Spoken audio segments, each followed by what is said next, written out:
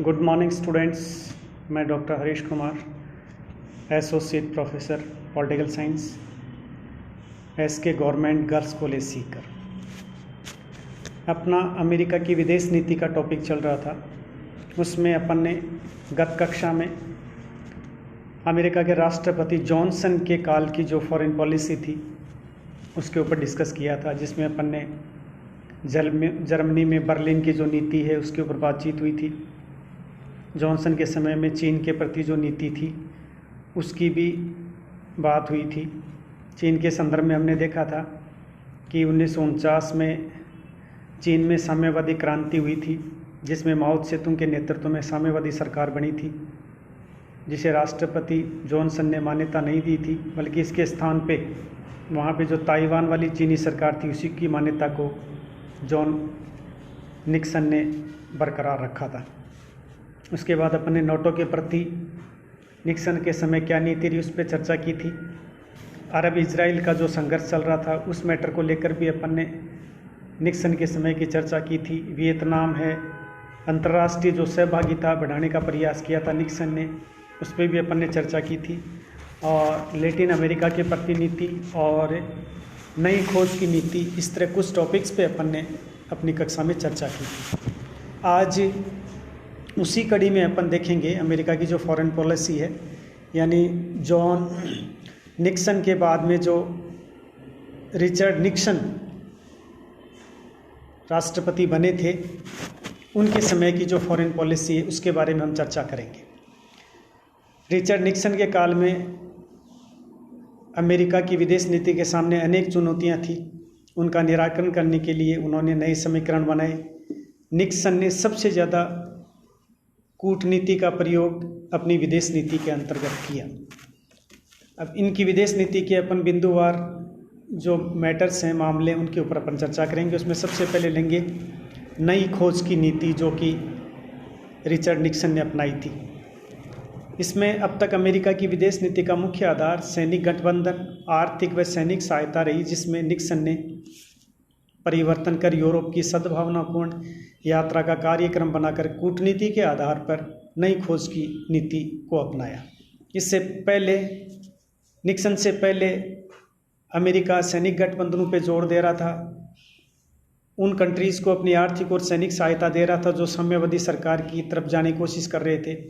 इन सब चीज़ों से हटकर निक्सन ने इनके स्थान के ऊपर सद्भावना और मित्रतापूर्ण संबंध किस तरह स्थापित किए जा सकते हैं, इस चीज़ के ऊपर ज़्यादा जोर दिया। उसके बाद में हम देखेंगे कि निक्सन की पश्चिमी एशिया के प्रति क्या नीति रही है। राष्ट्रपति निक्सन ने अपने कार्यकाल के अंतर्गत विस्फोटक स्थिति उत्पन्न की।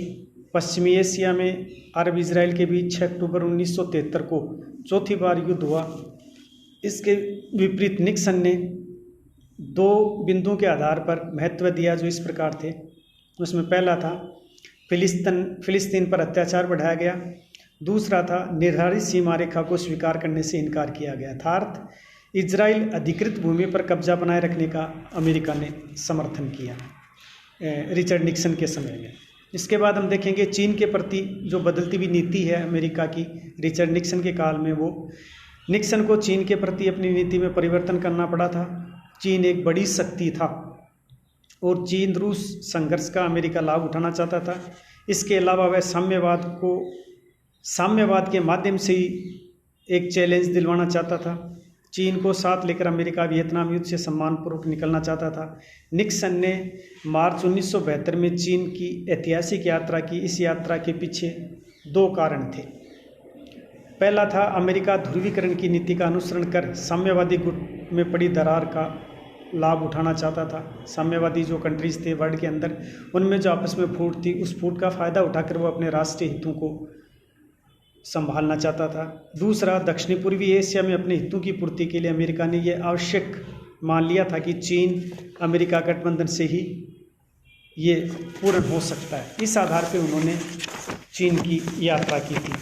उसके बाद अपन देखेंगे भारतीय उपमहाद्वीप के प्रति जो निक्सन के समय की नीति है। निक्सन के काल में 1971 में भारत पाक युद्ध हुआ। 1971 में ही बांग्लादेश का एक नए राष्ट्र के रूप में उदय हुआ। इस युद्ध में निक्सन ने पाकिस्तान का पक्ष लिया। निक्सन ने युद्ध के समय भारत को मिलने वाली आर्थिक सहायता को बंद किया और पाक के प्रति अपने झुकाव को और भी ज़्यादा बढ़ाया। उसके बाद अपन देखेंगे कि वियतनाम के प्रति रिचर्ड निक्सन की नीति क्या रही है। निक्सन काल में वियतनाम संघर्ष में अमेरिका विदेश नीति की कड़ी परीक्षा हो रही थी। अमेरिका इस युद्ध में अस्त व्यस्त हो गया था, जिससे उसको अपना सम्मान बनाना भी कठिन था, क्योंकि उसको बार बार असफलता का सामना करना पड़ रहा था और उसके लिए एक सामने बहुत बड़ी चुनौती भी थी। वियतनाम युद्ध में राष्ट्रपति निक्सन ने कहा था, हम पराजित नहीं होंगे और नहीं हम अपने मित्रों को साम्यवादी आक्रमण के आगे घुटने टेक देंगे, क्योंकि इसके अंदर वो उन राष्ट्रों के खिलाफ अपना संघर्ष जारी रख रहा था जो कि साम्यवादी शासन है उसका समर्थन कर रहे थे।